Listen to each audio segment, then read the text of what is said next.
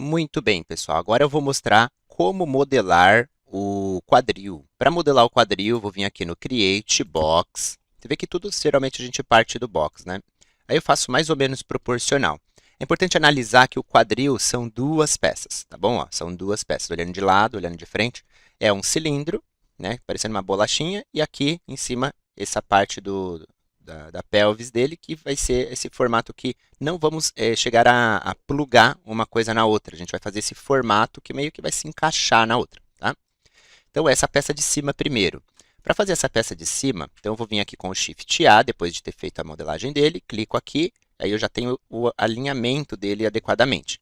Aí eu vou apertar F, Z depois para ver na visão de frente, e vou posicionar isso aqui, ó, na medida ali, ó, ficou quase certo, ó.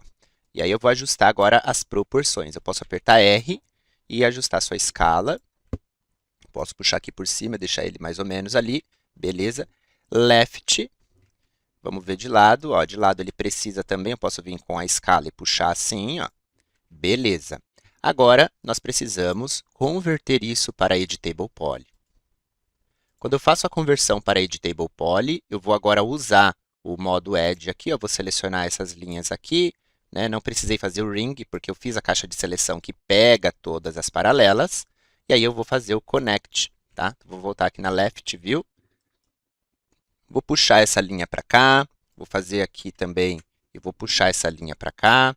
Vou fazer aqui também e vou deixar essa no meio mesmo. Mas eu acho que eu posso usar o chamfer aqui, ó, para fazer isso aqui, ó, e ter mais linhas aqui para trabalhar.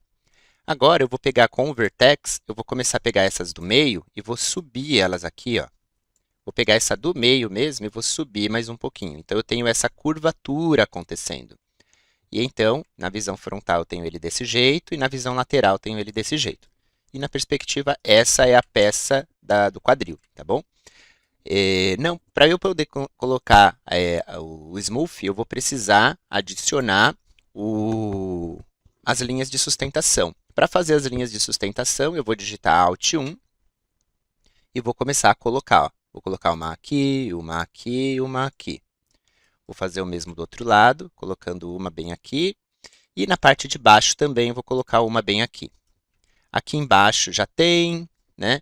É interessante fazer algumas no meio, tal, mas depois a gente faz. Vou colocar uma aqui, desse outro lado.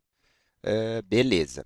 Se eu visualizar agora a linha com o Smooth, então vou aplicar aqui o Open Subdiv, a gente vai perceber, vamos tirar aqui a seleção, ó, a gente já percebe que ele já fica com o formato, se eu olhar de lado, né, ele já fica com um formatinho ali bem interessante, mas eu preciso de ajustar agora as proporções para ficar mais dentro do que a gente precisa. Então, vou voltar aqui e vou corrigir aqui. Eu posso pegar aqui e distanciar, sempre pega todo o loop, né, e distancia um pouquinho para deixar mais suave. Pega só essas partes de baixo, com o W, puxa um pouquinho mais para baixo. Aqui, ela está meio que terminando, não sei se vocês conseguem ver, ó, mas ela termina e vai, né? Não falta uma definição aqui, né? Então, para a gente criar essa linha de sustentação aqui de definição, eu vou vir aqui então no Alt 1. É importante estar aqui no Editable Poly, com a geometria selecionada, Alt 1. Vou colocar uma aqui, posso colocar mais uma para marcar melhor, e vou fazer a mesma coisa desse lado aqui, ó. Aí a gente já percebe que ele já marcou bem, tá? E é isso, aí agora só vamos no Open Subdiv, adicionar mais uma ou duas interações e temos a nossa peça pronta, a peça da parte de cima do quadril. Agora, a parte do meio, né, que é esse cilindro. Eu vou vir aqui com o Create, vou pegar o cilindro, vou desenhar o cilindro aqui. Então, ó, desenhei o cilindro. Esse cilindro eu vou no Modify, vou garantir que ele tenha 8 lados. Vou zerar aqui um pouquinho, vou deixar ele mais largo aqui e menorzinho também. Vou vir com o Shift A e vou clicar no quadril. Ele está de lado, então eu preciso girar ele. Então, para girar ele, apertei E. Se eu tentar girar assim, ó, o meu até está me ajudando porque, observe que conforme eu giro, está indo de 5 em 5, tá vendo? Ó? 70, 75, 80, aí eu tenho que chegar até o 90. Isso está acontecendo porque esse botão aqui está ligado, ó, que é o Angle Snap Toggle. Se ele estiver desligado, a hora que você levar, ele vai indo com os valores ali que não, meio quebrados, ó, tá vendo? Então é legal você ligar o snap de ângulo e você conseguir fazer essa movimentação de 5 em 5, tá? Então eu também poderia vir aqui embaixo, onde está aqui, ó, menos 90, tá vendo? Eu digitar valores aqui, ó, se eu zero, se eu digito 90, eu consigo ter um valor mais interessante. Aí aqui eu vou trazer ele para baixo e vou ampliar ele agora. Então no raio aqui eu vou ampliar, vamos deixar ele. Lembrando que quando eu aplicar o smooth, ele vai alcançar o formato que queremos, né? Posso até colocar mais lados, se for o caso, porque como eu vou colocar o smooth também, para ele ter um formatinho um pouco mais parecido com o que nós temos aqui de curvatura, tá?